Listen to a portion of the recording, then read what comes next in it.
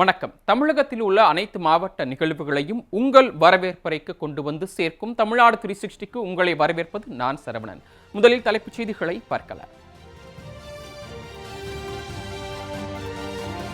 புரட்டாசி 2வது சனிக்கிழமையொட்டி தமிழகம் முழுவதும் உள்ள பெருமாள் கோயில்களில் சிறப்பு வழிபாடு. ஏராளமான பக்தர்கள் நீண்ட வரிசையில் காத்திருந்து தரிசனம்.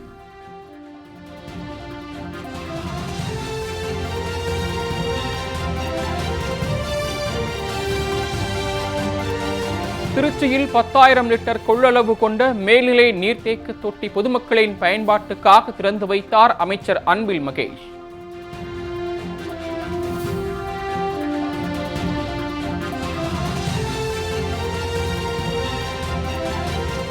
திருத்தணி சுப்பிரமணிய சுவாமி கோயில் அன்னதான பகுதியில் போதிய இடவசதி இல்லை. நீண்ட நேரம் காத்திருக்கும் நிலை உள்ளதாக பக்தர்கள் புகார்.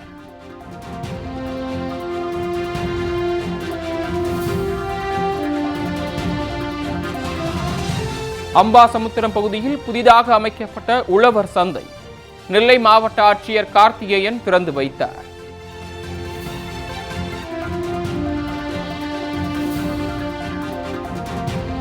கொடைக்கானலில் மலை போல குவிந்து கிடக்கும் பிளாஸ்டிக் கழிவுகள். தொற்று நோய் பரவும் அபாயம் உள்ளதாக பொதுமக்கள் குற்றச்சாட்டு.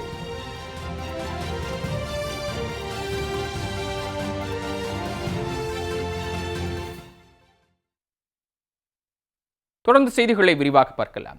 திருச்சியில் பொதுமக்களின் கோரிக்கையை ஏற்று 10,000 லிட்டர் கொள்ளளவு கொண்ட மேல்நிலை நீர்த்தேக்க தொட்டியை அமைச்சர் அன்பில் மகேஷ் திறந்து வைத்தார். திருச்சி மாநகராட்சிக்குட்பட்ட 35வது வார்டு முத்துமணி டவுன் தெருவில் சுமார் 450 வீடுகள் உள்ளன. இந்நிலையில் தங்கள் பகுதியில் மேல்நிலை நீர்த்தேக்க தொட்டி அமைத்து தருமாறு திருவெரும்பூர் சட்டமன்ற உறுப்பினரும் பள்ளிக்கல்வி அமைச்சருமான அன்பில் மகேஷ் பொய்யாமொழியிடம் அப்பகுதி மக்கள் தொடர்ந்து கோரிக்கை விடுத்து வந்தனர். அதனை ஏற்று 11 லட்சம் ரூபாய் மதிப்பீட்டில் 10,000 லிட்டர் கொள்ளளவுள்ள புதிய நீர்த்தேக்க தொட்டி அமைக்கப்பட்டது. இதனை அமைச்சர் அன்பில் மகேஷ் திறந்து வைத்தார். அத்துடன் தண்ணீர் பிடிக்க வசதியாக 10 குழாய் பைப்புகளும் அமைக்கப்பட்டுள்ளன. இதனால் மகிழ்ச்சியடைந்த அப்பகுதி மக்கள் அமைச்சருக்கு நன்றி தெரிவித்துக் கொண்டனர்.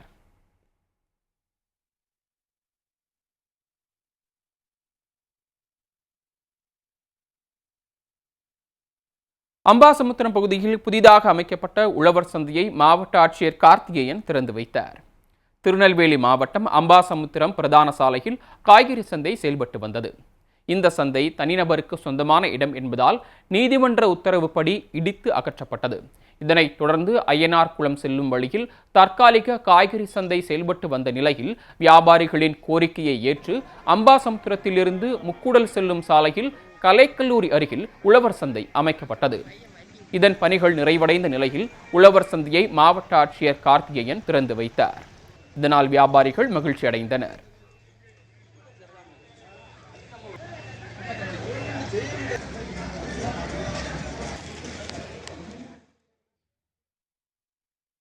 திருப்பத்தூர் அரசு மருத்துவமனையில் போதிய அடிப்படை வசதிகள் இல்லை என்று பொதுமக்கள் புகார் தெரிவித்து வருகின்றனர்.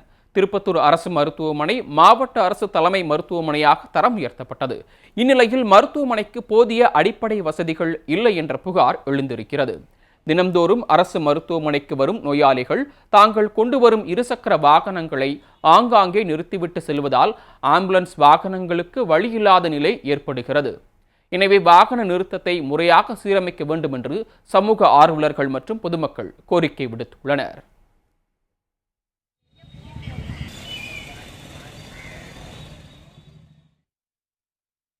மின்கட்டண உயர்வால் நூற்பாலைகள் நலிவடைந்து வருவதாக அதன் உரிமையாளர்கள் கவலை தெரிவித்துள்ளனர். கோவை மாவட்டம் சூலூர் அருகே பாப்பம்பட்டி பகுதியில் இந்திய ஸ்பின்னிங் நூற்பாலை உரிமையாளர் சங்கத்தின் ஆண்டு பேரவைக் கூட்டம் நடைபெற்றது. சங்கத் தலைவர் ஜி சுப்பிரமணியன் தலைமையில் நடைபெற்ற இந்த கூட்டத்தில் பல்வேறு தீர்மானங்கள் நிறைவேற்றப்பட்டன. அதில் நூற்பாலைகள் வெளிநாட்டிலிருந்து இறக்குமதி செய்யும் பஞ்சுக்கு விதிக்கப்படும் 11% வரியை நீக்க வேண்டும், மின் கட்டண உயர்வை குறைக்க வேண்டும், விவசாயிகளிடமிருந்து கொள்முதல் செய்யப்படும் பஞ்சை நேரடியாக பஞ்சாலைகளுக்கு மட்டுமே வழங்க வேண்டும் என்பன உள்ளிட்ட பல்வேறு தீர்மானங்கள் நிறைவேற்றப்பட்டன.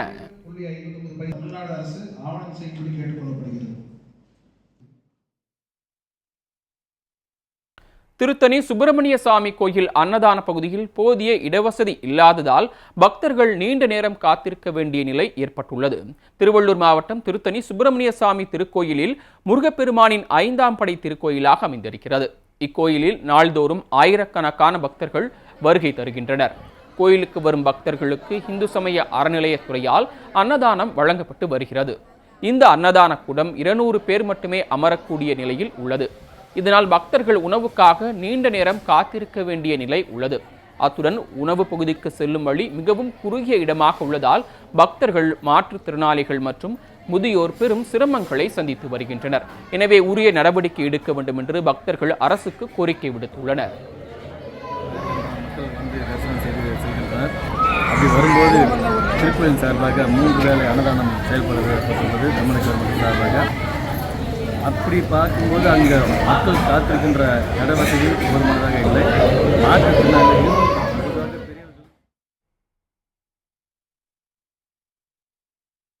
கொடைக்கானலில் மலை போல குவிந்து கிடக்கும் பிளாஸ்டிக் கழிவுகளால் தொற்றுநோய் ஏற்படும் அபாயம் ஏற்பட்டுள்ளது. திண்டுக்கல் மாவட்டம் கொடைக்கானல் முக்கிய சுற்றுலா தலமாக திகழ்ந்து வருகிறது. கொடைக்கானலின் இயற்கை எழிலை பாதுகாக்கும் வகையில் பிளாஸ்டிக் பொருட்கள் பயன்பாட்டிற்கு தடை விதிக்கப்பட்டுள்ளது. இருந்தபோதிலும் அங்கு வரும் சுற்றுலா பயணிகள் பிளாஸ்டிக் கவர்கள் மற்றும் தண்ணீர் பாட்டில் போன்றவற்றை வீசிச் செல்கின்றனர். இதனால் பிளாஸ்டிக் கழிவுகள் மலை போல குவிந்துள்ளன. இங்கு சேகரிக்கப்படும் குப்பைகள் கொடைக்கானல் நகராட்சிக்குட்பட்ட வளம் மீட்பு மையத்திற்கு கொண்டு செல்லப்பட்டு தரம் பிரிக்கப்பட்டு மக்கும் குப்பைகளை கொண்டு உரம் தயாரிக்கப்படுகிறது. இந்நிலையில் வளம் மீட்பு மையத்தில் குப்பைகள் மலை போல குவிந்துள்ளதால் அப்பகுதி முழுவதும் துர்நாற்றம் வீசுவதுடன் நோய் தொற்று பரவும் அபாயமும் ஏற்பட்டுள்ளது. எனவே குப்பைகளை உடனுக்குடன் தரம் பிரித்து உரமாக தயாரித்து அனுப்ப வேண்டும் என்று அப்பகுதி மக்கள் கோரிக்கை விடுத்துள்ளனர். இந்த குப்பை கிடங்குல பார்த்தீங்க அப்படின்னா குப்பைகள் நிறைய சேர்ந்து போயிருக்கிறனால எங்களுக்கு ஈ தொற்று, அதே மாதிரி சுகாதாரக்கேடு, இது மூலமாக எங்களுக்கு உடம்பு சரியில்லாமல்லாம் போகுது. இப்போ நீங்கள் இந்த குப்பை கிடங்குல இருக்க குப்பையை அவங்க கரெக்டாக ப்ராசஸ் பண்ணி அப்பப்போ வெளியேற்றி இருந்தாங்க அப்படின்னா, இந்த உரத்தெல்லாம் வெளியே எடுத்திருந்தாங்க அப்படின்னா எங்களுக்கு இந்த மாதிரிலாம் நடந்திருக்காது. முதுகு தண்டுவடம் பாதிக்கப்பட்டவர்கள் தன்னம்பிக்கையுடனும் மரியாதையுடனும் வாழ்வதற்கான வழிவகைகளை செய்து வருகிறது திருவண்ணாமலையில் செயல்பட்டு வரும் சோல் ஃப்ரீ இன்ஸ்பயர் சென்டர். இந்த மறுவாழ்வு பயிற்சி மையம் குறித்து விவரிக்கிறது இந்த செய்தி தொகுப்பு.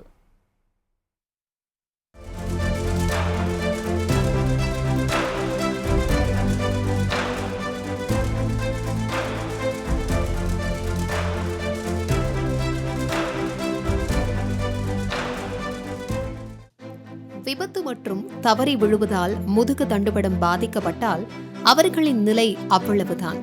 அதன் பின்னர் அவர்களின் ஒட்டுமொத்த வாழ்க்கையும் படுக்கையில்தான். இதுதான் முதுகு தண்டுவடம் பாதிக்கப்பட்டவர்களுக்கு இதுவரை உள்ள நிலை. ஆனால் இனியும் அப்படி வாழ வேண்டிய அவசியமில்லை. படுக்கையை விட்டு எழுந்து நம்மால் முடிந்த வேலைகளை செய்து பிழைக்கவும் மற்றவர்களை பிழைக்க வைக்கவும் முடியும் என்று நிரூபித்துள்ளார் முதுகு தண்டுவடம் பாதிக்கப்பட்ட பெண்மணி ஒருவர்.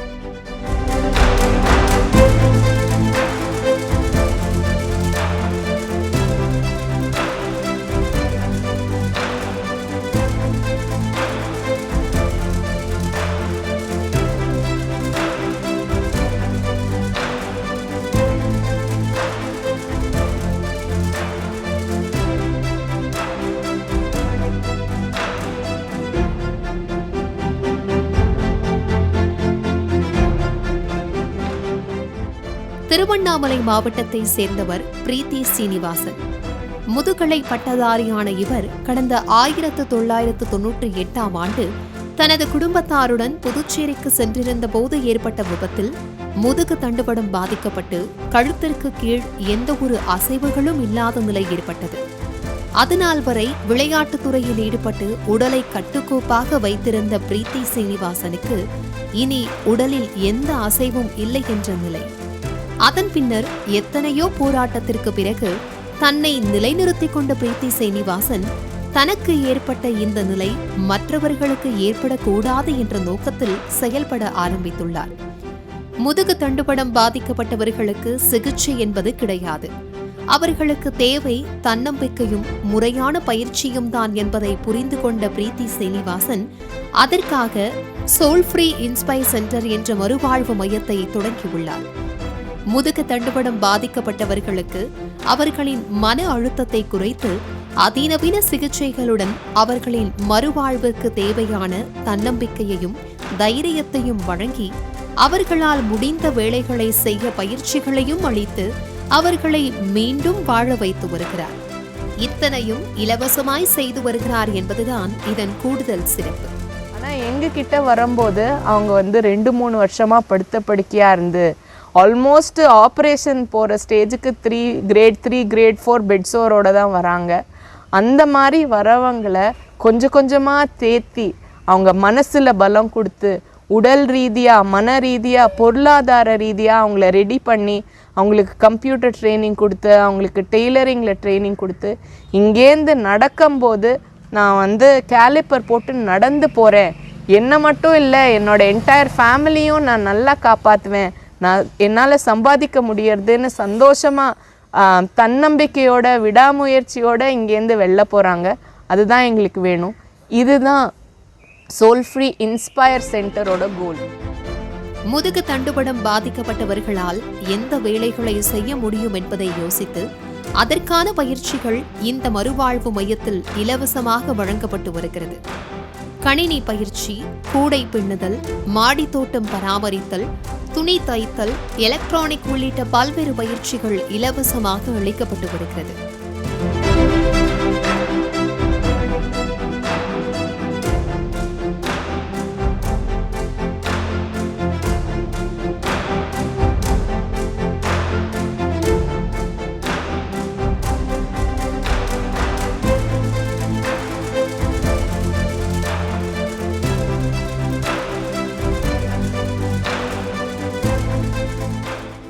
அத்துடன் உடற்பயிற்சி, ஆயில் மசாஜ், அக்குபஞ்சர், நீச்சல் பயிற்சி என பல்வேறு பயிற்சிகளும் அளிக்கப்பட்டு வருகிறது.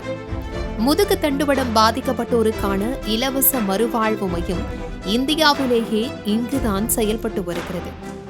இந்த சோல் ஃப்ரீ இன்ஸ்பயர் சென்டர் கடந்த 11 ஆண்டுகளாக வெற்றிகரமாக செயல்பட்டு வருகிறது.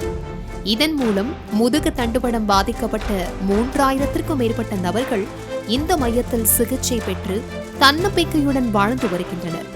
அத்துடன் இங்கேயே சிகிச்சை பெற்று மற்றவர்களுக்கு உதவியாக பணிபுரிபவர்களும் உண்டு.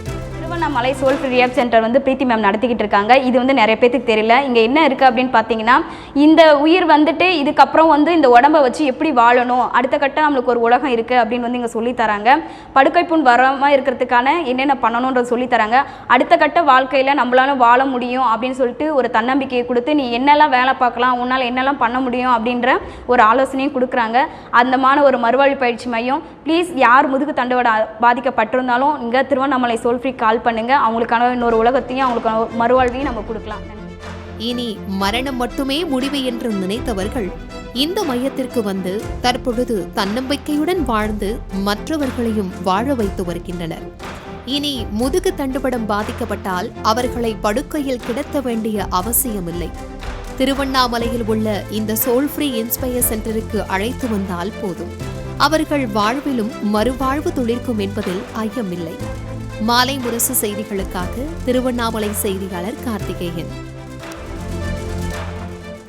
தஞ்சையில் இலவச வெறிநாய் தடுப்பூசி முகாமை மாவட்ட ஆட்சியர் பிரியங்கா பங்கஜம் தொடங்கி வைத்தார். உலக ரேபிஸ் தினத்தை ஒட்டி தஞ்சையில் இலவச வெறிநாய் தடுப்பூசி முகாம் நடைபெற்றது.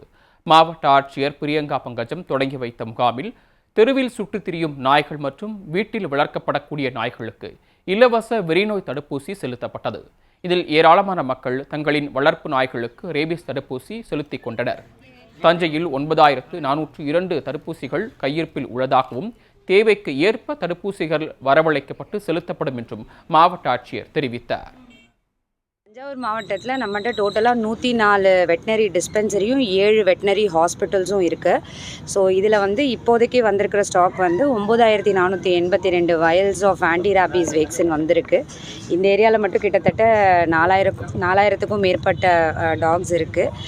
இன்றைக்கி இப்போ வரைக்கும் 25 நாய்களுக்கு வந்து கொடுத்துருக்கோம். நம்ம போதிய அளவு நம்மக்கிட்ட ஸ்டாக் இருக்குது. அடிஷ்னல் நம்ம வந்து டிமாண்ட் பண்ணும்பொழுது அதையும் வந்து ஸ்டேட்லேருந்து நமக்கு சப்ளை பண்ணிடுவாங்க. எந்த தட்டுப்பாடும் எந்த இடத்துலையும் மாவட்டத்தில் வந்து நமக்கு கிடையாது.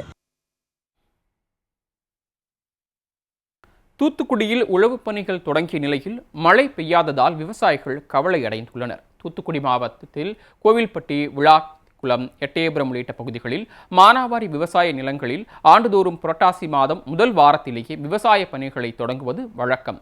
அந்த வகையில் விவசாயிகள் தங்கள் நிலங்களை உழுது மக்காச்சோளம், உளுந்து, பாசிப்பயிறு உள்ளிட்ட பயிர்களை விதைக்கும் பணியில் ஈடுபட்டுள்ளனர். அதே சமயம் புரட்டாசி மாதத்தில் பெய்ய வேண்டிய மழை இன்னும் பெய்யாததால் விவசாயிகள் கவலை அடைந்துள்ளனர்.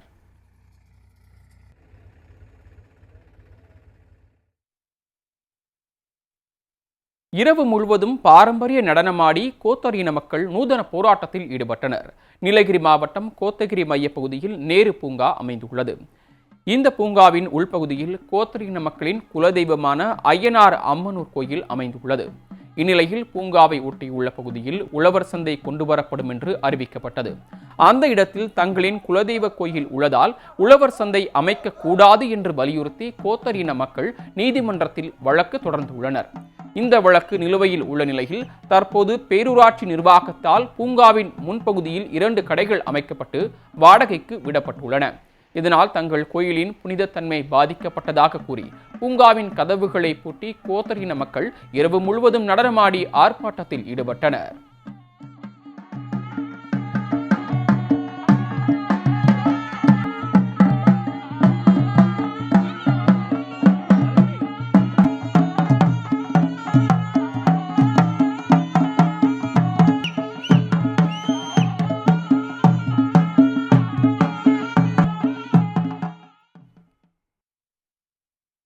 ஆண்டிப்பட்டி அருகே இளைஞர்கள் கிராமத்தை சுற்றிலும் பனை விதைகளை நடவு செய்தனர். தேனி மாவட்டம் ஆண்டிப்பட்டி அருகே உள்ள லட்சுமிபுரம் கிராமத்தில் கிராம இளைஞர்கள் தனியார் அமைப்புடன் இணைந்து பனை விதைகளை நடும் பணியில் ஈடுபட்டனர். கிராமத்தை சுற்றிலும் உள்ள 2 குளக்கரைகள், சாலை ஓரங்கள் மற்றும் பொது இடங்கள் என சுமார் 6000க்கும் அதிகமான பனை விதைகள் மற்றும் விதைப்பந்துகளை நடவு செய்தனர்.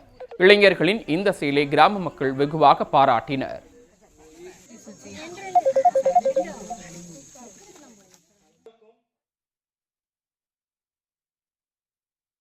அடுத்து உங்கள் ஊர் நிகழ்வுகளை விரைவாக வழங்க வருகிறது உள்ளூர் எக்ஸ்பிரஸ்.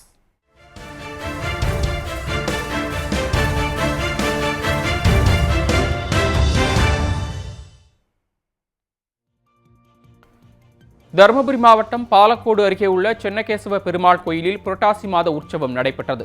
சுமார் 5 லட்சம் ரூபாய் மதிப்பிலான மலர்களால் பெருமாளுக்கு சிறப்பு அலங்காரம் செய்யப்பட்டு வழிபாடு நடைபெற்றது.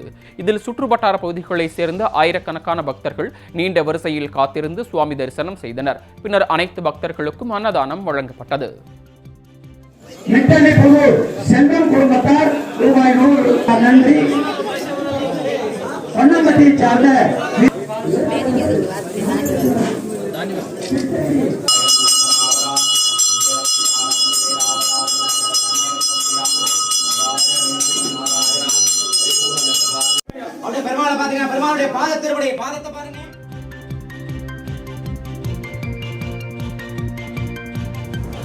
ராணிப்பேட்டை மாவட்டம் அரக்கோணம் பஜார் பகுதி பக்தர்கள் ஆண்டுதோறும் புரட்டாசி மாதத்தில் திருப்பதி திருமலைக்கு பாத யாத்திரையாக செல்வது வழக்கம்.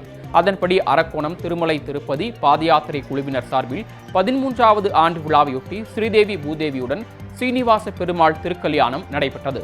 இதற்காக மங்கள மேளங்கள் முழங்க சீர்வரிசைகளுடன் சீனிவாச பெருமாள் சிறப்பு அலங்காரத்தில் ஊர்வலமாக மணமேடை வந்தடைந்தார். பின்னர் பட்டாச்சாரியார்கள் திருக்கல்யாணத்தை விமர்சையாக நடத்தி வைத்தனர். இதில் ஏராளமான பக்தர்கள் கலந்து கொண்டு தரிசனம் செய்தனர்.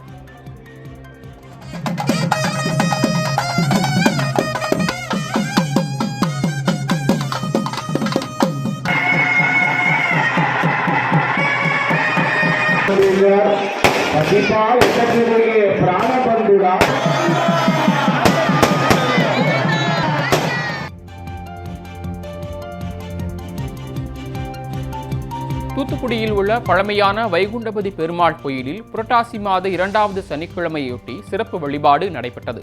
அதிகாலை 4:30 மணிக்கு கோயில் நடை திறக்கப்பட்டு கோபூஜையும் விஸ்வரூப தரிசனமும் நடைபெற்றது. பின்னர் சிறப்பு அலங்காரத்தில் காட்சியளித்த குருவூராயப்பன் மற்றும் பெருமாளுக்கு பூஜைகள் செய்யப்பட்டன. இதில் ஏராளமான பக்தர்கள் நீண்ட வரிசையில் காத்திருந்து பெருமாளை தரிசனம் செய்து சென்றனர்.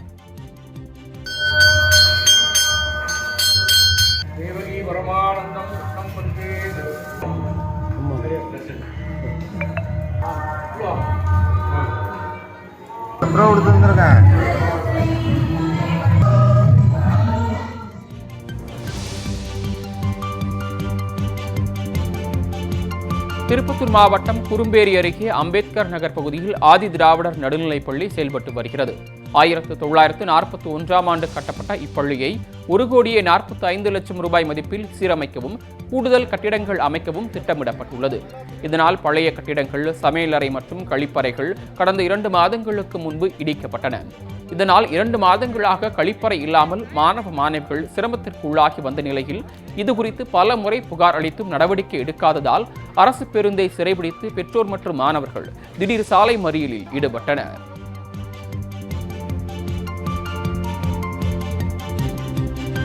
விருதுநகர் மாவட்டம் திருச்சூழி அருகே அகத்தாக்குளம் பகுதியில் சுமார் 1000 ஏக்கர் பரப்பளவில் சிப்காட் தொழிற்பூங்கா அமைக்க தமிழ்நாடு அரசு திட்டமிட்டுள்ளது.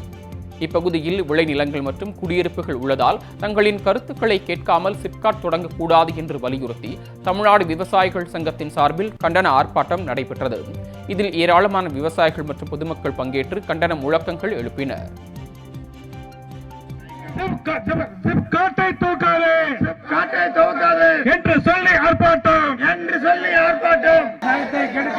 தமிழக அரசே விவசாயிகளின் வாழ்வாதாரத்தை கெடுக்காதே.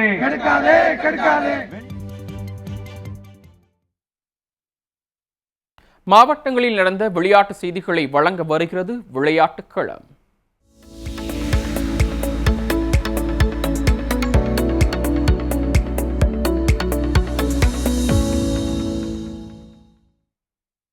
திருவண்ணாமலையில் யோகா ஆசிரியை ஒருவர் 5 டன் எடை கொண்ட மினி பேருந்தை கையால் இழுத்து சாதனை படைத்துள்ளார்.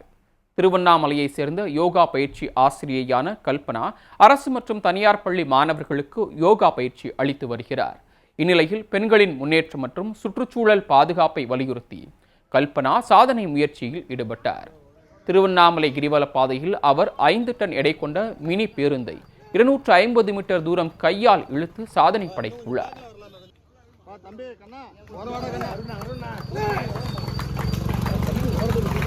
இன்னும் கொஞ்சம் பேக்ல வரலாம் தம்பி கண்ணா வரவாடா கண்ணா.